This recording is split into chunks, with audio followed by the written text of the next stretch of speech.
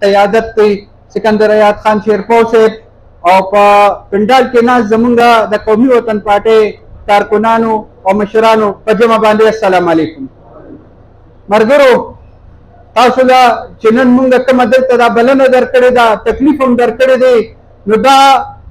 چې د کوم یونین کونسل ملګري مونږ راغوښتي دي نو هغې کې دی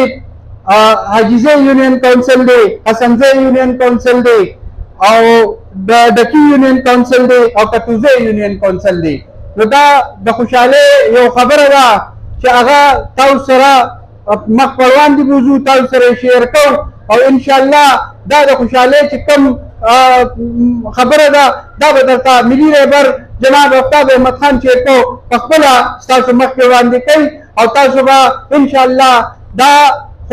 خوشحالي به محسوسوئ چې کوم زمونږ دا 10 کاله یا چې څونه زمونږ محرومي پاتې شوې ده او دا زمونږ مشر له چې کوم لږ ډېر اختیار نن راغی نو هغه به انشاءالله نور به او که دا کله بیا مونږ خپل مشران